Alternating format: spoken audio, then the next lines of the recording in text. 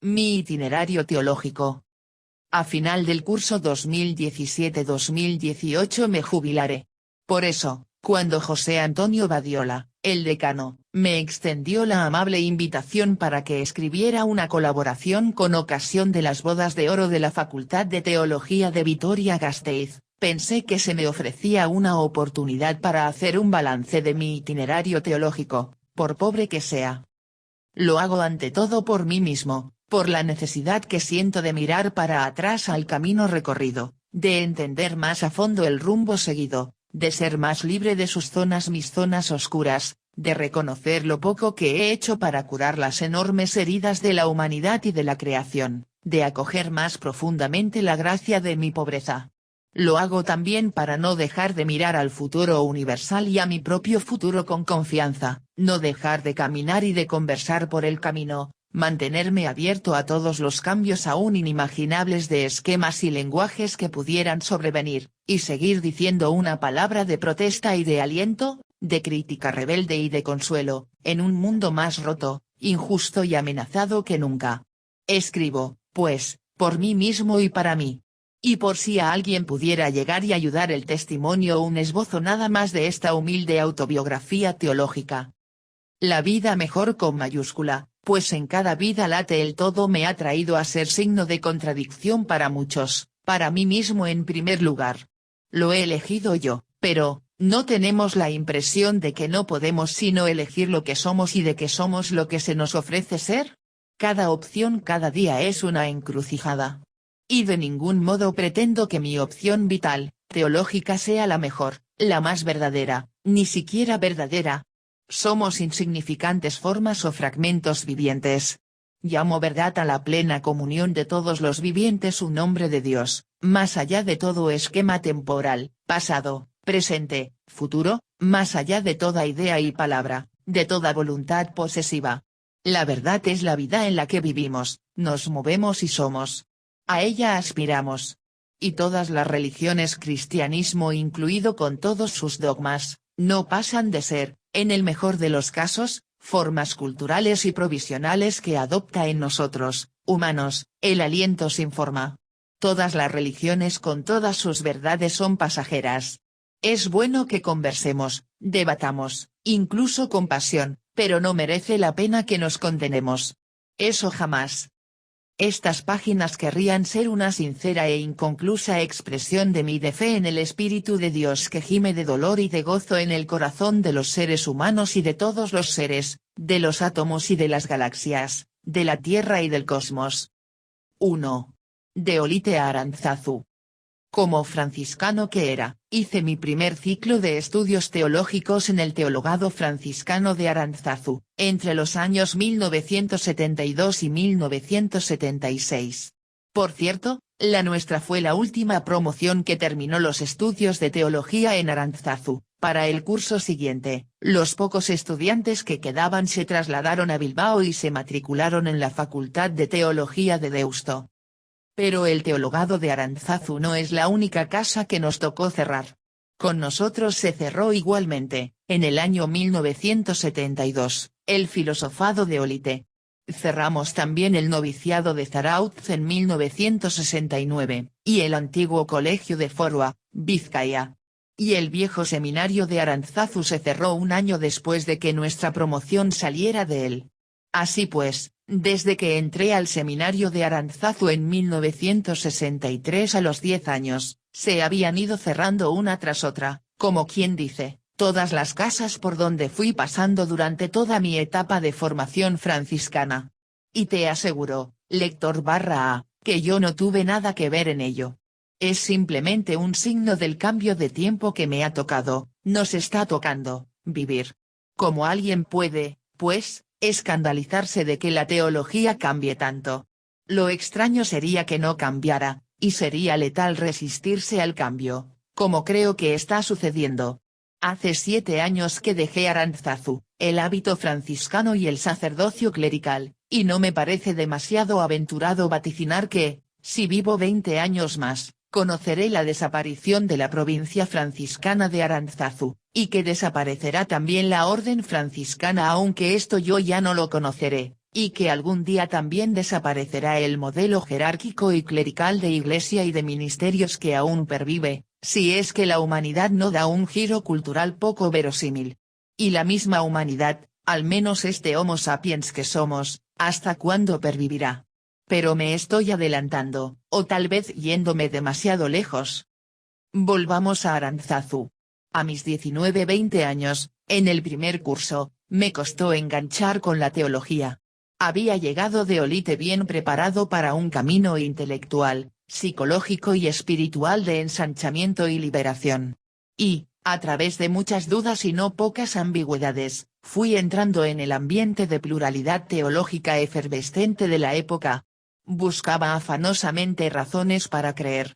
Leyendo, años después, un libro de Raner, Cambio estructural de la Iglesia, que se había publicado en castellano por entonces, me encontré gratificante confirmación con una frase que habla de la imposibilidad de evitar por completo que muchos cristianos y católicos que viven en su iglesia y le dan importancia a ese hecho, debido al pluralismo intelectual y al exceso de contenidos conscientes, tengan opiniones que objetivamente son herejías.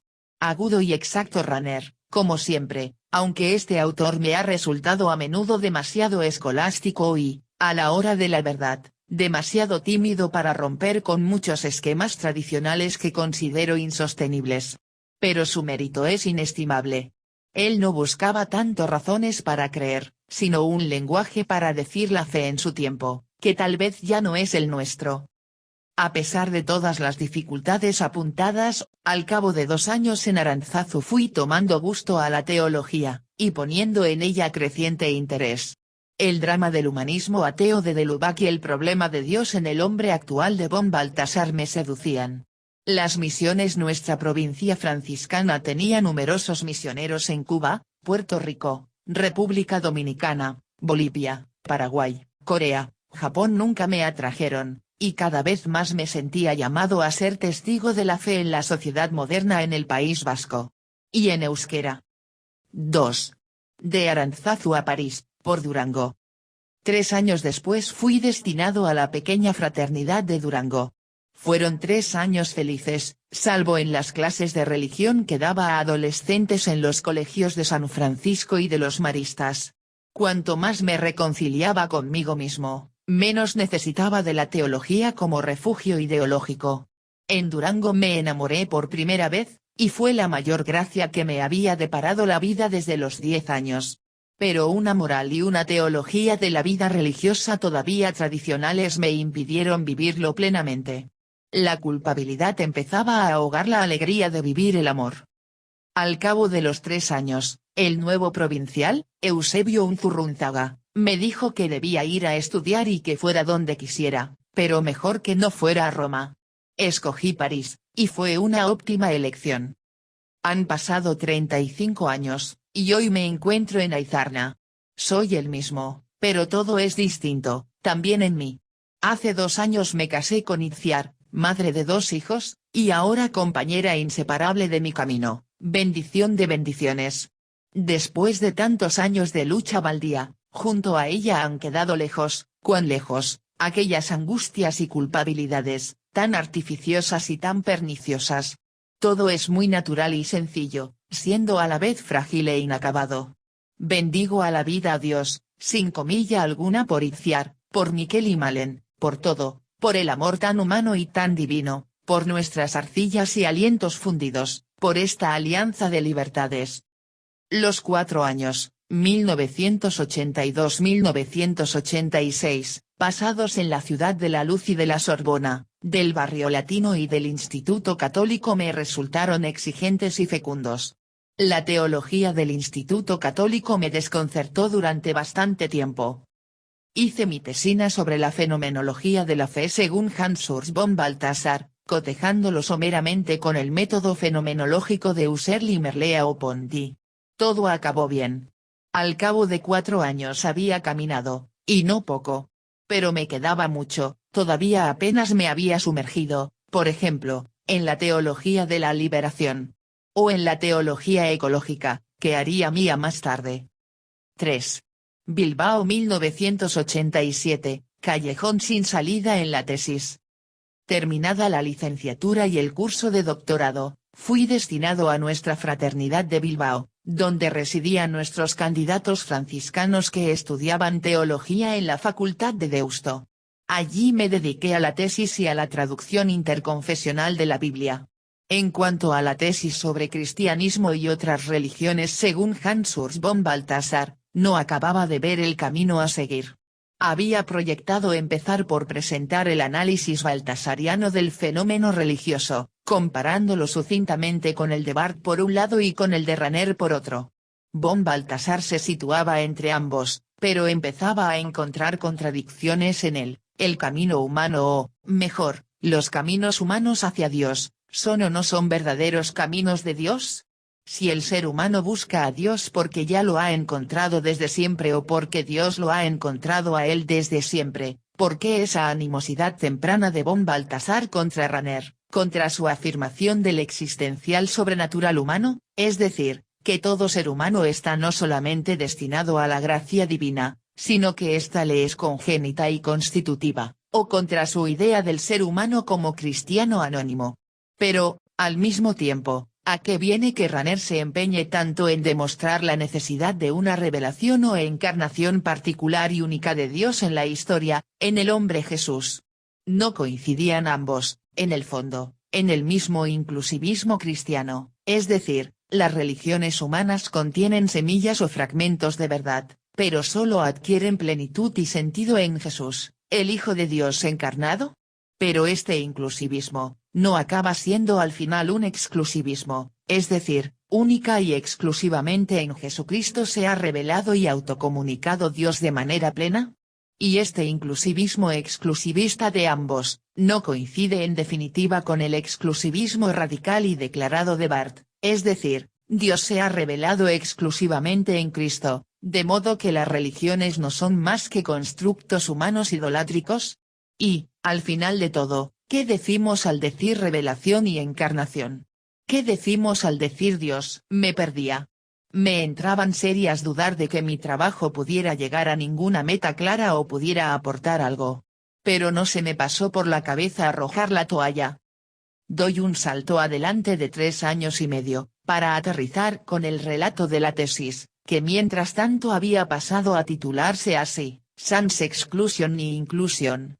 La relación Israel-Église chef Hans Urs von Balthasar con paradigme du rapport entre le christianisme et les autres religions. La presenté el 12 de enero de 1991 en el Instituto Católico de París. Y también esta vez todo acabó bien. Pero no era más que el comienzo de un camino que me seguiría transformando más de lo que yo todavía imaginaba y que no podía saber hasta dónde me llevaría. De momento hasta aquí. Luego he vuelto más bien poco, cada vez menos, a la lectura de von Balthasar, salvo para algunas conferencias y publicaciones. Pero no me pesa el tiempo dedicado a haberlo leído y desentrañado. En cualquier caso, forma parte de mi itinerario espiritual y teológico y todo lo quiero dar por bueno. 4. Entre Pamplona y Vitoria. En septiembre de 1987 fui destinado a la Fraternidad de Pamplona. Por sugerencia de Javier Garrido, diseñé y puse en marcha un programa de formación teológica básica e integral para laicos, que, tras terminar los 3 años de catecumenado que el propio Garrido dirigía desde hacía años con mucha concurrencia, estaban interesados en una formación teológica no académica. Era un programa de 4 años en los que se trataban todos los temas principales de la teología. Yo acompañaba cada grupo, que funcionaba en forma de seminario semanal, con un texto de lectura/estudio para el tema de cada semana. Cuando en septiembre de 1994 fui destinado a Vitoria y ya no pude acompañar cada semana a todos los grupos, pasé a desarrollar el programa en forma magisterial de clases, de manera cíclica, en el Salón de Actos del Bucleire de las Religiosas del Sagrado Corazón de Pamplona. Cada jueves, de 19:30 a 21:00, acudían en torno a 200 personas.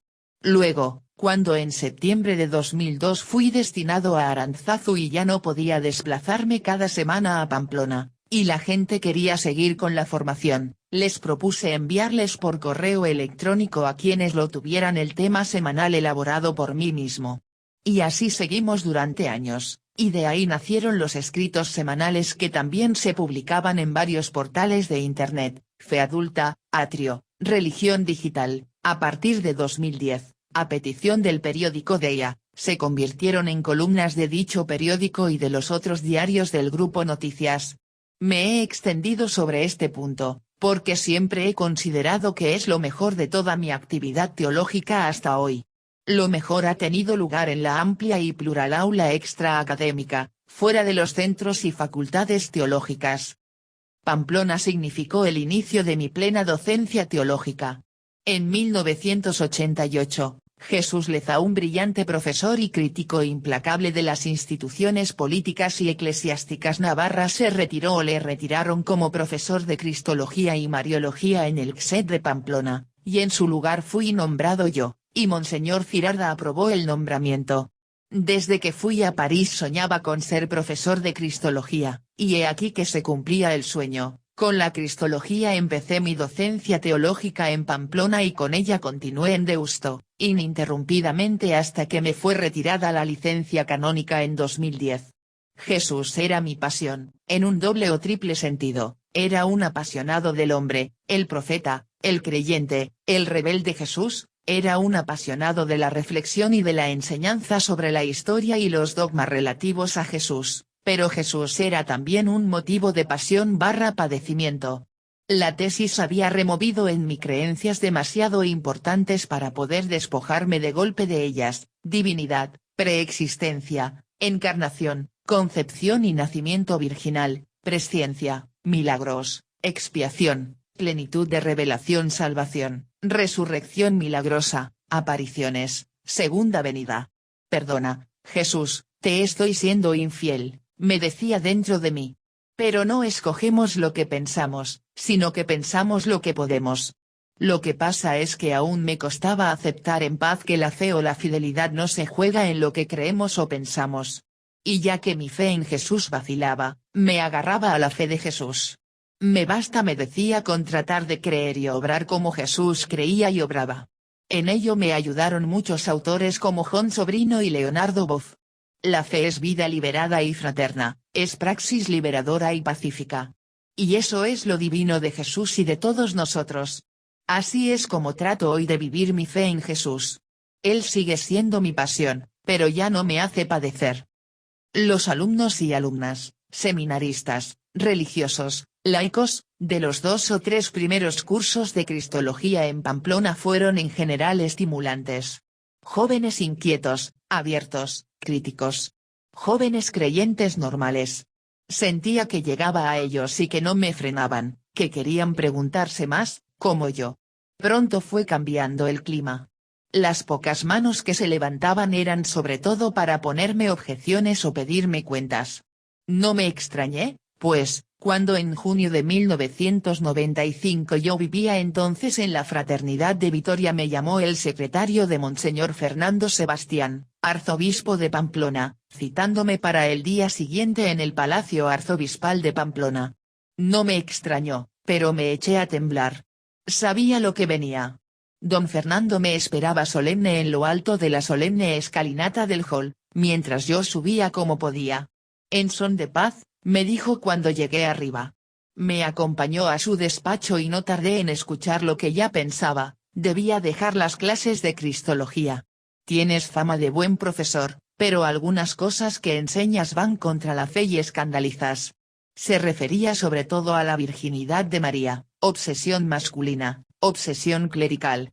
Luego me preguntó sobre las nuevas publicaciones en Cristología.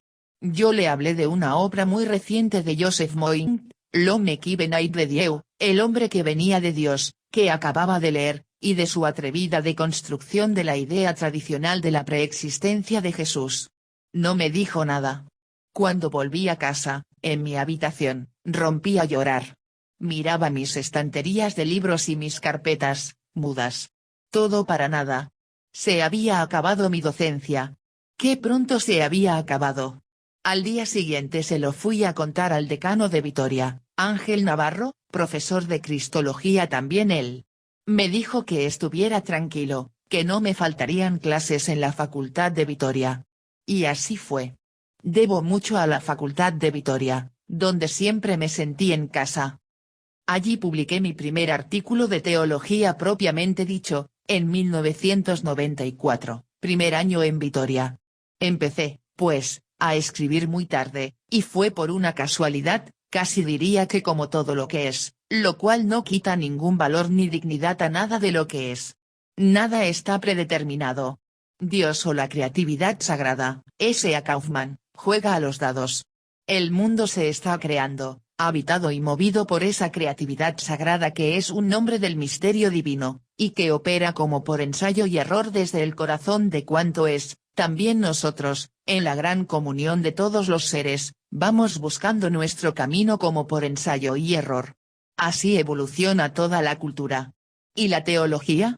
También la teología, como el constructo dogmático en su conjunto y toda la ortodoxia ligada a él, inseparable de la cultura, se va formando y transformando, de forma en forma. También la teología evoluciona, como la vida, si no evoluciona, es que está muerta o a punto de morir. Pues bien, la Fraternidad de Vitoria me pidió que les diera una charla sobre la nueva teología. Vino también Javier Querejazu, profesor de ética en la Facultad de Teología. Les hablé sobre el carácter histórico del lenguaje teológico. Después de la charla, Querejazu me dijo que debía publicar la charla en Lumen, una de las revistas de la facultad, y me pidió el texto. Y se publicó en el último número de aquel mismo año con el título La teología como lenguaje histórico. Fue el primero de una serie bastante larga. De entre todos ellos destacaría los siguientes, por el significado especial que tuvieron en mi reflexión teológica. 1. Apuntes para un diálogo interreligioso, en 2 partes, 1996. Lo había enviado a la revista con temor y temblor, por lo delicado del tema y por lo osado de mis planteamientos para aquellos años. Un día Félix Hurtarán, benemérito profesor de la facultad y director de la revista, me paró en el pasillo de la facultad, aquel ancho pasillo de precioso azulejo, y me felicitó efusivamente. Cuánto me reconfortó aquella felicitación. En la última década del siglo XX y en la primera del siglo XXI compartí e impulsé iniciativas de diálogo interreligioso aquí y allá. Luego, el propio diálogo interreligioso me ha ido llevando más hacia una espiritualidad transreligiosa, y me he encontrado con que autores mucho más importantes que yo desarrollan esa perspectiva, Javier Melloni y José María Vigil, además del maestro común, Raymond Panikkar. Quien relativiza sus creencias frente a otras creencias no puede menos de acabar relativizando todas. Y no por ello tiene por qué disolverse la identidad ni apagarse la espiritualidad. Muy bien puede suceder lo contrario, que la identidad encuentre las raíces que la nutren más allá de las formas, y las formas nos abran al espíritu que las habita y que sopla donde quiere. 2. ¿Y si hubiese vida fuera de la Tierra? Reflexiones para una teología no geocéntrica, 1996. Por entonces se habló de unos posibles rastros de vida en una roca marciana, y yo aproveché para preguntarme, ¿cómo afectaría a la teología, a la imagen de Dios, a la antropología teológica y muy en particular a la cristología, si alguna vez se verificara que había vida, tal vez igual o incluso más inteligente que la nuestra, fuera de la Tierra? Sacaba la conclusión de que es preciso superar el antropocentrismo teológico tan arraigado, la imagen tan antropocéntrica de Dios y, sobre todo, la cristología tan geocéntrica y antropocéntrica, y jesucéntrica, que sigue predominando. Por aquellos días pasó 2 días en nuestra casa González Fauci, le di a leer el artículo, me dijo que tenía un estilo de escribir claro y sencillo, lo que era de agradecer. Pero no le cabía la hipótesis de que hubiera vida fuera de la Tierra y, por lo tanto, le parecía inútil ese tipo de teología ficción. Pero en ello sigo. Y procuro estar más o menos enterado a nivel divulgativo y general, de los pasos y de los retos fundamentales de la ciencia, biogenética, neurociencias, astrofísica. Sin ese diálogo próximo con la ciencia, no veo que el teólogo pueda pronunciar hoy palabras que sean luz y sal para la Tierra. 3. Ante el futuro de la vida religiosa, 2001. Lo escribí a raíz de un retiro que me pidieron sobre el tema las religiosas y religiosos de Vitoria. Afirmaba que la teología de los votos sobre la que se funda todavía la vida religiosa ya no tiene sentido, que la vida religiosa así concebida no puede persistir y que es preciso reinventarla a fondo y no basta con unos apaños. Lo envié a Lumen.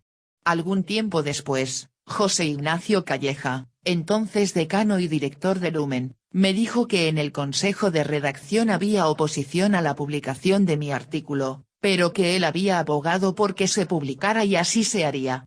Un tiempo después, Dolores Aleixandre me felicitó vivamente por ese artículo y me dijo que lo compartía plenamente. No es posible seguir manteniendo el modelo de una iglesia tripartita formada por clérigos, religiosos y laicos, donde los últimos se definen por lo que no son, ni clérigos ni religiosos, no son nadie. No es la Iglesia de Jesús, y no bastarán, para que lo sea, unos cuantos remiendos como reformas de curias y sacerdocio de las mujeres, para clericalizarlas. Mi docencia teológica no ha sido muy larga, pero ha sido muy amplia.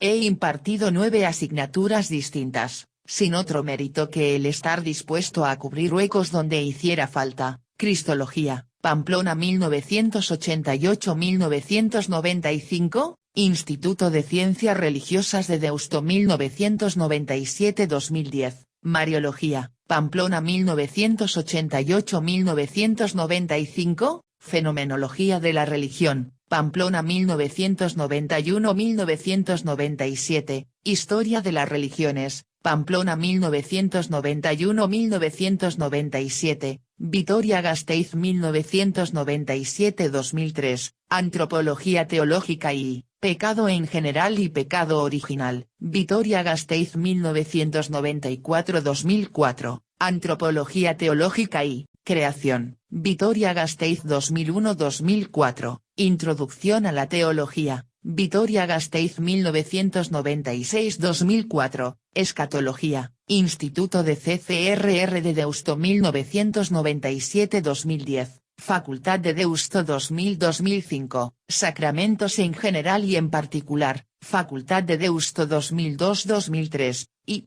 Patrología, Facultad de Deusto 2003-2010. En la asignatura de Introducción a la Teología insistía a los alumnos: no leáis ni estudiéis, por favor, solo teología, si no queréis tener un discurso que ya no vale para los no creyentes, y cada vez vale menos para los creyentes. Leed ciencia, leed literatura, leed textos fundantes de otras religiones, leed a ateos, leed a Nietzsche.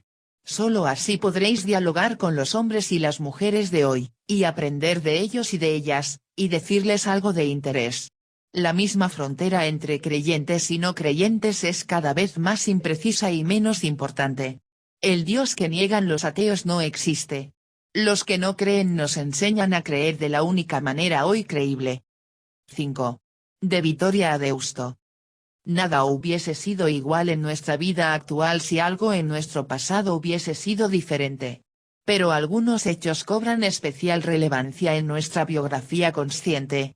El haberme incorporado a la Facultad de Teología de la Universidad de Deusto ha sido decisivo en los últimos 20 años de mi vida, 7 de los cuales, de 2003 a 2010, los pasé en Arantzazu. Porque allí fui en mi pensamiento más libre que nunca hasta entonces, porque allí pagué el precio de mi libertad, la pérdida de la licencia para la docencia teológica, porque, cuando creía que iba a perderlo todo, hasta el pan de cada día, la Universidad de Deusto me respaldó, los jesuitas me respaldaron, independientemente de que estuvieran de acuerdo o no con mi teología, y porque, al ser agregado a la Facultad de Ciencias Sociales y Humanas, pude quedarme en la universidad y seguir adelante, de otra manera mucho más libre, con mi modesta misión teológica. Ahora mucho más por libre. Y ganándome el pan de hoy y el de un próximo mañana de pensionista. No se me había pasado por la cabeza la posibilidad de ser profesor de teología en Deusto.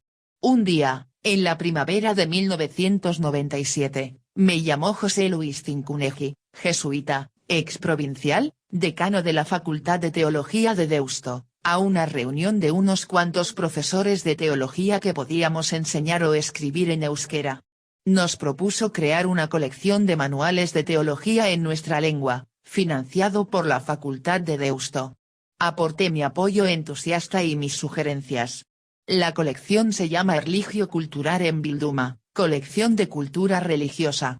Me encargaron el primer volumen, el correspondiente a la Cristología, lo escribí de un tirón en el verano de 1999, retirado a Arantzazu, y se publicó en 2000 bajo el título Nazareteco Jesús. ¿Cergizaki? ¿Cerjainco? Jesús de Nazaret. ¡Qué hombre! ¡Qué Dios! En la misma colección publiqué en 2004 un manual de historia de las religiones, Oinatzak Bidean, Huellas en el Camino. Pues bien, al final de aquella reunión, José Luis Cincuneji me pidió dar Cristología en el Instituto de Ciencias Religiosas de la Universidad de Deusto. Lo acepté gustoso. Años más tarde, un fuerte terremoto vino a sacudir mi presencia en la universidad y toda mi vida. Me habían ido llegando señales inequívocas, y tenía el presentimiento, casi la certeza, de que tarde o temprano me alcanzaría de lleno. El 9 de junio de 2010, mi provincial Juan Telesforo Zuriarrain me comunicó que el obispo de San Sebastián, José Ignacio Munilla, me prohibía enseñar, predicar y escribir. Fue un mazazo seco, pero llevaba mucho tiempo preparándome para aquel momento. Me sentí fuerte. Ya no quedaban resquicios ni dilaciones. La decisión se imponía, y no dudé, no acataría la prohibición del obispo, y dejaría la orden y, si hacía falta que hizo falta, el sacerdocio. Era la hora de la verdad, de mi verdad, pues hacía años que ya no creía ni en el orden sacerdotal, en la iglesia clerical, ni en el actual modelo de vida religiosa. Tuve que dejar la facultad de teología, y daba por supuesto que debería dejar también la universidad, aunque en ningún momento se me pasó por la cabeza abandonar mi pasión por la teología y lo que entendía que era mi servicio o mi misión en la iglesia en mi humilde medida, liberar el misterio de Dios de las cadenas del lenguaje para liberar la vida de la gente y de todos los seres. Pero, ¿cómo podría aportar ahí mi granito de arena o de trigo y a la vez ganarme el pan de cada día? Se lo debo a los jesuitas, siempre os estaré agradecido, hermanos compañeros de Jesús, de la provincia de Loyola. Me mantuvieron en la universidad, pasándome a la Facultad de Ciencias Sociales y Humanas, adscrito al Departamento de Humanidades. Allí me encargaron de dar historia de las religiones y fenomenología de la religión, y me mantuvieron los 12 créditos de Oriente y Occidente en sus grandes tradiciones religiones que desde hacía años venía impartiendo, en euskera y en castellano, para alumnado de todas las titulaciones en el marco del Vicerrectorado de Identidad y Misión. Y ahí sigo. Sigo por la gracia de la vida. Por la gracia de los franciscanos y de los jesuitas, e incluso, no miento, por la gracia de Monseñor Munilla, estoy donde creo que siempre quise estar. Como quien ha encontrado su lugar en el mundo, después de haberme perdido tantas veces y aunque todavía a veces me sienta perdido.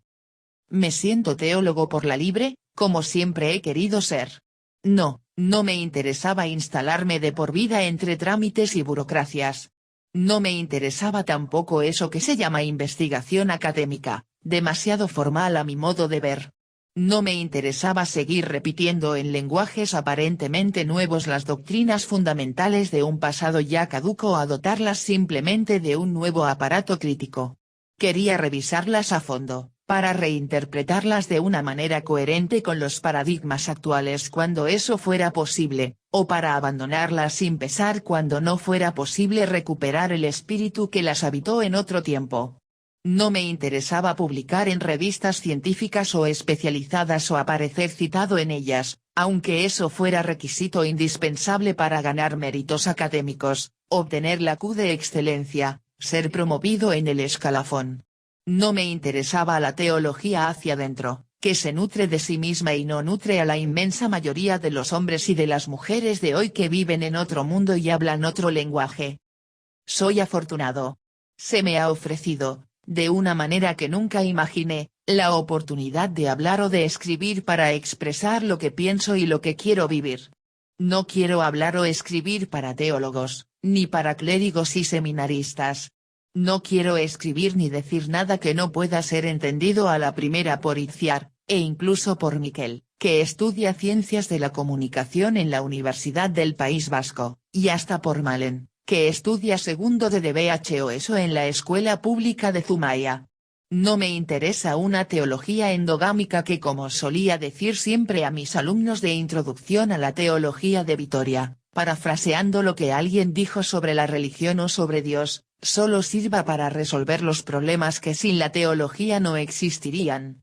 Desde hace muchos años tengo la impresión de que, efectivamente, la teología se alimenta de sí misma, y por eso no alimenta a casi nadie.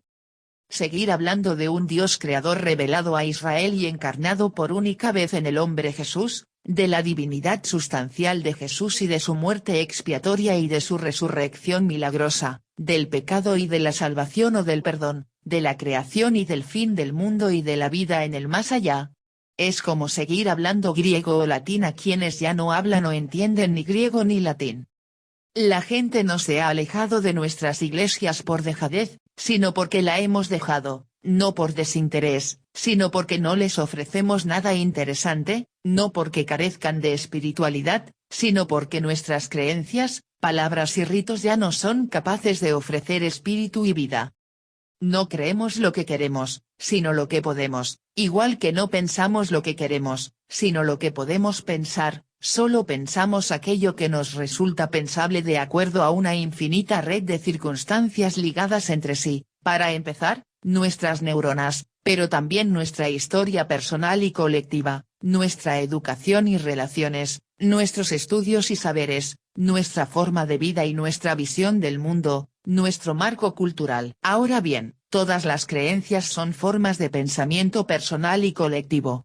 Creer en el sentido de asentir a unas creencias es siempre una forma de pensar, por mucho que digamos que creemos lo que Dios ha revelado. Por eso, creemos lo que podemos creer. Lo que creemos depende de lo creíble en el paradigma cultural de cada época, le croyable disponible que decía P. Ricoeur. Es inútil empeñarnos en que la gente siga creyendo lo que ya no puede creer. Es pérdida de tiempo, porque tarde o temprano dejarán de creer todo lo que les enseñamos. También es una falta de responsabilidad, porque en la medida en que tratemos de inculcar a la gente unas creencias como algo esencial de la fe, en esa medida dejamos de ofrecerles aliento, espíritu, espiritualidad, vida. De ningún modo quiero decir que debamos dejar a un lado las ideas, cosa por lo demás imposible, y, por la misma razón, algún tipo de creencias, cosa también imposible, pero debemos cuidar mucho de no sujetar a la gente a las palabras con que les hablamos, a las ideas que les comunicamos, a las creencias que les infundimos. Que aprendan a pensar por sí mismos. Que aprendan a vivir la vida a fondo libres de sus creencias. Que se asomen a su propio brocal. Que beban agua de su propio pozo. 6. En resumen, 3 paradigmas en una sola vida. Y aquí estoy. Cada día me asombro de cuán distinto es el mundo en que vivo del mundo en que nací, aquel mundo en que aprendí a rezar el credo y a sentirme iglesia. 65 años no son muchos, pero es como si en ellos me hubiera tocado cambiar 2 veces de era cultural y vivir en mi vida 3 culturas distintas, 3 visiones del mundo y 3 paradigmas teológicos. Antes, las eras culturales perduraban milenios. Creíamos que el cielo y la tierra eran inmóviles, y que todo debía regirse por un orden inmutable. La tierra era el centro del universo, y apenas el sol y la luna giraban lentamente alrededor de ella, para alumbrarnos de día y acompañarnos de noche y marcar los ritmos de la siembra y la cosecha. Pero hoy sabemos que la tierra gira en el cosmos a miles de kilómetros por hora. Todo en el universo, las galaxias cuasi infinitas en número y dimensión, y los átomos cuasi infinitos en sus partículas y ondas y vacíos, todo está unido con todo, y todo se mueve y corre vertiginosamente. Es admirable más que vertiginoso, lo que produce vértigo y estragos es el ritmo del llamado desarrollo económico. La cultura agraria se ha prolongado durante 10 milenios algo menos por estas tierras, donde aprendimos más tarde a cultivar la tierra y a criar animales. Hace solamente 200 años nació la era industrial, y la modernidad con ella. Pero ya estamos en otra era. En apenas 200 años, la era industrial se ha transformado en era postindustrial, la era de la información. Paralelamente, la cultura moderna, caracterizada por la fe laica en la razón científica y en el progreso, se ha transformado en cultura posmoderna, marcada por el estallido de la verdad, la fragmentación del saber, la evidencia de la incertidumbre y el reconocimiento del pluralismo en todos los campos. En apenas 200 años, hemos pasado de la premodernidad a la modernidad y de esta a la posmodernidad. Así pues, en mis 65 años de vida he conocido 3 épocas culturales distintas, muy distintas. Y al decir épocas culturales distintas, me refiero a mi manera de ser creyente, de rezar el credo.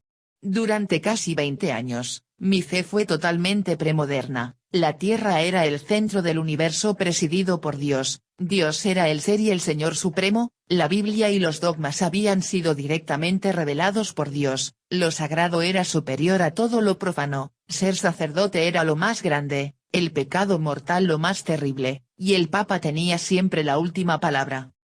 El estudio de la filosofía y de la teología trajo consigo la duda, no exenta de angustias. Había que reconciliar no pocas veces un poco a la desesperada la filosofía con la teología, la fe con la razón, el teocentrismo con el antropocentrismo, el poder de Dios con la libertad humana, la gracia con la responsabilidad, lo sagrado con lo profano, la transformación política del mundo con la esperanza del más allá, la verdad con la tolerancia, la religión con la laicidad, la encarnación única de Dios con el respeto de las religiones no cristianas. Tuve que modernizar mi credo. Pero para cuando creí haberlo logrado más o menos durante mis 4 años del Instituto Católico en París, otro mundo se me abría, o más bien me envolvía. En los años posteriores fui dando forma a un paradigma teológico radicalmente pluralista, ecológico y liberacionista. Dios no es un ente, es el alma y el corazón del universo en expansión y en creación permanente sin centro alguno. Es el espíritu o la rúa de la paz y del consuelo, que gime en la humanidad y en todas las criaturas, hasta la plena liberación, hasta la plena creación. Nuestra especie humana Homo sapiens, aparecida hace nada más que 200.000 años en este precioso planeta verde y azul, no es ni el centro ni la cima ni el fin de la creación, ni siquiera el centro y la cima de este planeta, sino que es nada más ni nada menos una manifestación maravillosa y todavía inacabada de la creación en marcha, con un triple cerebro de reptil, mamífero y humano no muy bien coordinado entre sí, que no le permite más que una conciencia aún muy dormida y una paz muy frágil. Un día desaparecerá, como todas las demás especies, pero seguirá desarrollándose la vida en la Tierra, y en otros planetas probablemente, aunque todavía nada podemos saber. Alguna vez existirán en nuestro planeta o tal vez existan ya en otros seres más desarrollados que nosotros, especies vivientes, en no sabemos aún qué formas, que puedan y acierten a vivir mejor que nosotros, en una paz más estable y en una armonía mayor consigo mismo y con todos los seres, para gloria de la vida o de Dios. 7. ¿Qué Dios? ¿Qué Jesús? ¿Qué mundo y ser humano? Cada época y cada persona tienen el deber de entender el credo de aquella manera que le parezca creíble. Lo que no resulta creíble no se ha de creer. El que cree algo lo cree siempre porque por alguna razón le parece creíble, razonable, plausible creer así. O bien porque piensa que Dios lo ha revelado exactamente así, o bien porque está convencido de que es razonable creer como el Papa mande que se crea, o por alguna otra razón. Pero quien cree algo lo hace porque le parece razonable. Quien dice no me parece razonable, pero lo creo lo dice porque piensa que tienes razones para decirlo, a no ser que no sepa lo que dice. En cualquier caso, como dijo Santo Tomás de Aquino, la fe no se refiere a unas fórmulas, sino a aquello a lo que apuntan. Creer no consiste fundamentalmente en asentir a unas creencias. Creer es mirar cada ser, sentir la realidad y vivir la vida desde una profunda gratitud, confianza y compasión universal. Como hizo Jesús. Jesús tenía unas creencias, judías, que nosotros no podemos compartir. El mismo Jesús las compartió de manera libre y creativa, y solo en la medida en que le ayudaban a vivir. Lo mismo hemos de hacer nosotros. la vida nueva, despierta, libre y fraterna, es lo que importa. Lo demás es añadidura. Hoy, bien entrados ya en el siglo XXI, en este proceso de transformación cultural y de profunda metamorfosis religiosa que estamos viviendo, en la nueva imagen de la realidad y del ser humano dentro de ella que las diversas ciencias, en particular la astrofísica, la física cuántica, la biogenética y las neurociencias, nos trazan, no podemos seguir haciendo teología, es decir, hablando de Dios o de Jesús o del mundo desde Dios con imágenes y lenguajes que pertenecen a cosmovisiones anacrónicas, a paradigmas obsoletos. No podemos hablar de Dios como se hablaba en un mundo estático y determinista, piramidal y patriarcal, geocéntrico y antropocéntrico. Dios no es un ente supremo, otro, alguien, persona de la manera como cualquiera ser humano es para mí otro, alguien, persona. Dios no es menos que un tú, pero no es un tú frente a mí. No es menos que persona, pero no es persona como el ser humano. No es una superpersona humana, con una psicología similar a la humana, solo que omnisciente y omnipotente. No es ni personal ni impersonal, sino transpersonal. Entre Dios y mundo no hay ni unidad ni dualidad. Ni monismo ni dualismo. A esto se refieren quienes, como Enrique Martínez Lozano, hablan de no dualidad. Dios no interviene desde fuera cuando quiere. No se encarna una vez desde fuera, pues es la carne del mundo, el ser de cuanto es, el corazón de cuanto late, el verbo activo y pasivo de toda palabra, el dinamismo de toda transformación, la ternura de todo abrazo, el tú de todo yo y el yo de todo tú, la unidad de toda diversidad y la diversidad de toda unidad, la luz de toda mirada, la conciencia de toda mente, la belleza y la bondad que sostienen y mueven al universo en su infinito movimiento, en su infinita relación. ¿Y Jesús? No podemos hablar de Jesús en los términos de la metafísica dualista que subyace a los dogmas, como si Dios fuera una substancia distinta y separada del mundo, como si en Jesús asumiera nuestra substancia por primera y única vez, de manera singular y milagrosa, como si Dios no fuera el verdadero ser de todo cuanto es, como si todo ser humano no fuera divino por el mero hecho de ser bueno.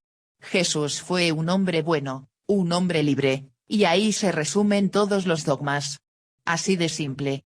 Fue un individuo admirable de esta nuestra pobre y maravillosa especie humana, judío Galileo.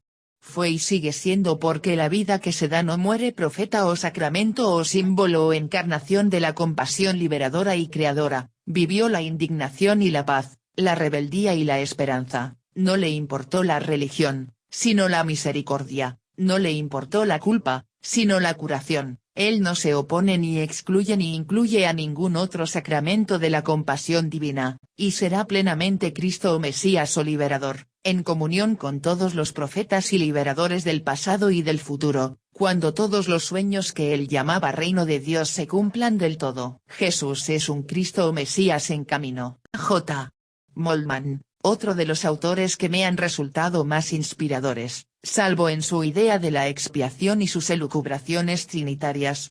Necesariamente imaginó a Dios a la manera de su cultura y religión, en forma teísta, como ser supremo, como padre, como rey, como juez, como alguien personal a imagen de las personas humanas que conocemos, alguien con psicología humana, aunque sin cuerpo ni genes ni neuronas. Esas ideas de Dios ya no sirven hoy a muchas y muchos cristianos sinceros que quieren dejarse inspirar por Jesús y compartir su esperanza y practicarla. No podemos hablar de la revelación y de la encarnación de Dios como si este planeta fuese el centro del universo y como si la especie humana fuese el culmen de la evolución de la vida. El universo no tiene centro ni medida fija.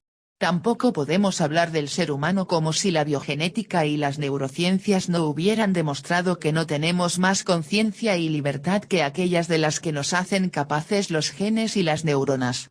Y no es poco, pero tampoco es tanto, todavía. La libertad está en camino, como el cosmos, la vida y la conciencia. La libertad es la meta de toda la creación. ¿Y el pecado? El pecado no es la culpa contraída con una divinidad, sino la herida, el error, la finitud y el daño. Pero podemos acogernos, amarnos y seguir confiando los unos en los otros, eso es el perdón, y así encarnamos el misterio de Dios. Y así deberíamos seguir revisando todo lo dicho sobre la salvación o el más allá, para volverlo a decir con palabras libres y metáforas nuevas, pues nada de lo dicho es esencial en la fe, sino justamente lo indecible. Hoy nos confrontamos con el reto económico, político, filosófico y político más grave jamás imaginado, el reto transhumanista. Por primera vez en la historia, el ser humano se plantea la posibilidad cargada de enormes oportunidades y de terribles amenazas de crear un ser humano, un organismo viviente genéticamente alterado, un cyborg, organismo con implantes cibernéticos supercomplejos, o un robot superinteligente, capaz de decidir. Podrá ser un ángel protector o un monstruo exterminador. Podrá ser más espiritual que el Homo sapiens, y más que Jesús, por lo tanto, o infinitamente más peligroso y perverso. Y en el mundo podrá haber mucha más armonía, fraternidad y bienestar compartido, o las diferencias y las crueldades podrán aumentar sin medida. Y está en nuestras manos, en buena parte, el que suceda lo primero o lo segundo. El ser humano se enfrenta hoy a la opción más radical de toda su historia. Y su mera hipótesis nos obliga a revisar todos los esquemas teológicos todavía vigentes. Me sorprende ver que los teólogos apenas se toman en serio todas estas nuevas perspectivas. Grandes teólogos del Estado español que, siendo yo profesor principiante y no tan principiante, abrían nuevos horizontes y a los que tanto debo siguen ahora donde estaban entonces, siendo así que todo ha cambiado tanto. Lo atribuyo a que no están atentos a las ciencias ni se han adentrado seriamente en el mundo de las grandes tradiciones sapienciales del Oriente. Hicieron una revolución, pero se estancaron en ella. Es una pena, pues lo que ha venido luego y seguirá viniendo, no sabemos hasta cuándo, de los actuales seminarios será todavía mucho peor. Por eso me parecen tanto más meritorios quienes han seguido caminando hacia los nuevos horizontes, Javier Picaza, José María Vigil y Juan José Tamayo, y Javier Mellón y entre los más jóvenes. Una conclusión abierta. Sigo caminando, consciente de estar cada vez más cerca de esa fase de la vida en que otro te ceñirá y te conducirá a donde no quieras ir. Allí quisiera justamente querer ir, quisiera ir libremente a donde no quiero. ¿No es eso lo que la vida nos enseña en todo su transcurso? Cuando miro para atrás y considero los pequeños azares de mi vida y de mi humilde camino teológico, es la sensación que me queda y va tomando cuerpo. Otro barra me llevaba desde el fondo de mí y de todo, a pesar de mí y de todo. Otro barra a que es mi mismidad más honda, el misterio y el ser más profundo de todo ser. La presencia buena, la compañía fiel en quien vivimos, nos movemos y existimos, que nosotros mismos debemos encarnar y ser hasta que Dios sea todo en todas las cosas. La creación sigue en marcha. No sabemos hacia dónde, pero también depende de nosotros, seres humanos todavía tan inhumanos. El espíritu gime en el gemido de todos los seres. Sigamos caminando y conversando, recordando y soñando, hasta la plena liberación de todos los seres vivientes, hasta la plena creación que nunca se detendrá ni acabará, hasta la plena encarnación de Dios, compasión creadora, aliento vital o rúa universal más allá de todas nuestras palabras. La santa creatividad nos empuja y guía. Nos anima la confianza, más allá de toda imagen y certidumbre, de que la santa memoria o el gran recuerdo o el corazón del cosmos guarda misteriosamente vivas, a través de todas las transformaciones, nuestras infinitas formas pasajeras. Vivimos en la gran Pascua o paso de la resurrección universal incesante y eterna. Entre luces y sombras, y aunque a veces me alcanza el desaliento a la vista de tanto dolor, camino feliz. Y sigo buscando sin pretender encontrar, pues no hay nada que encontrar. Todo es, todo respira. José Arregi.